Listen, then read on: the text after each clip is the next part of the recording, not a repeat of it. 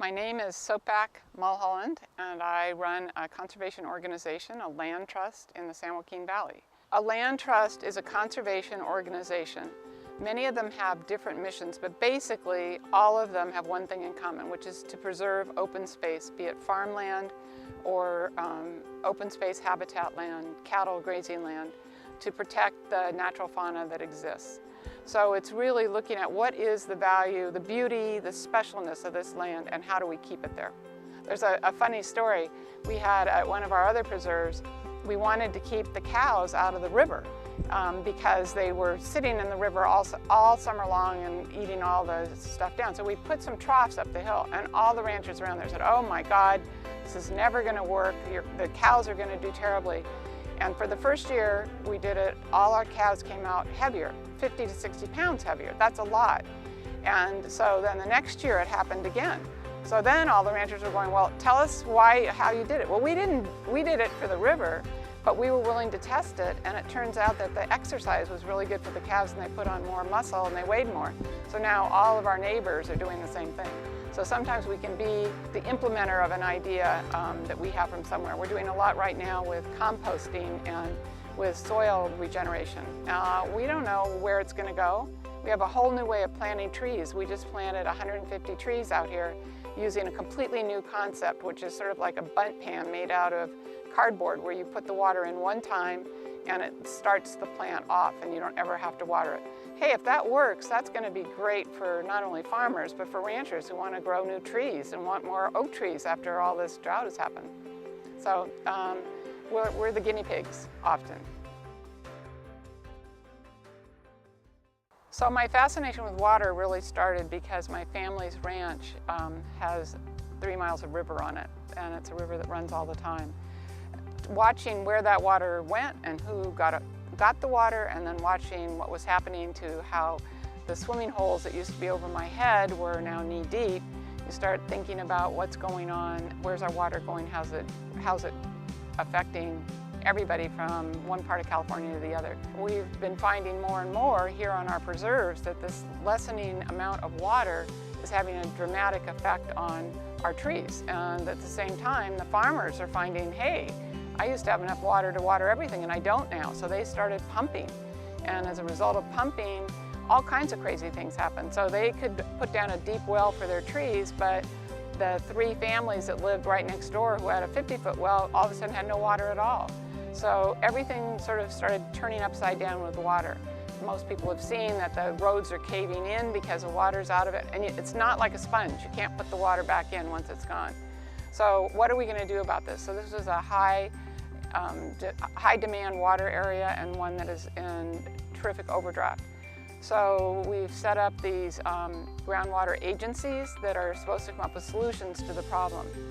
And we've been working with farmers and ranchers on that, and we also sit on a lot of these agency boards as a conservation perspective. And it's not that different. I mean, the farmers are obviously concerned about their crop, but the rangeland people are very concerned about having water for their cows. I live on a ranch. These drought years, you don't have any grass, so then you're buying hay, and then you don't get any profit off your cows because you put it all into their food.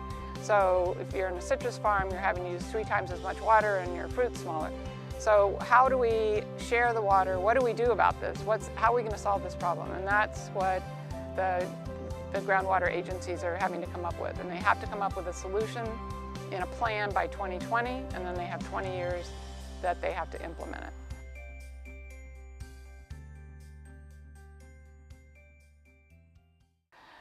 We did a study to try to figure out what's the best way to get water back in the ground. And we determined by our studies that a lot of groundwater can be replenished by basins rather than huge reservoirs. So you want to take advantage of these basins in flood years. And so we did this whole study and conceptually had the great idea on how it would work, and had the opportunity last year to actually put it into action. And we have a basin here that is redrafted a tremendous amount that they never even expected of groundwater, and now the water agencies as well as the downstream farmers want us to do a lot more in a lot bigger way. And again, we'll be the guinea pig. If it works here, we'll do it in other places as well.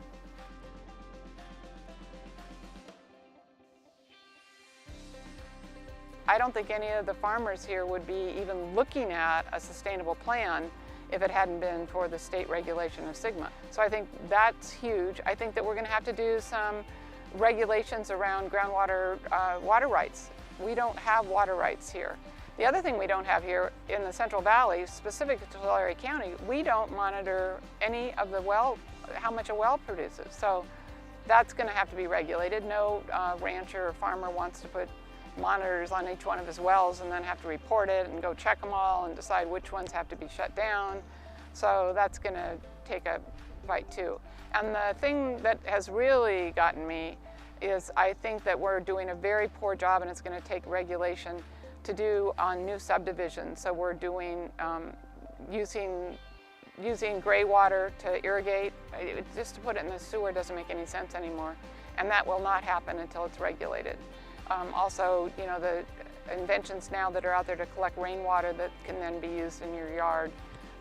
All this it doesn't happen without regulation. I think that policy is always hard. I mean, we see that nationally on everything, is that, you know, nobody wants anybody to be telling them what to do.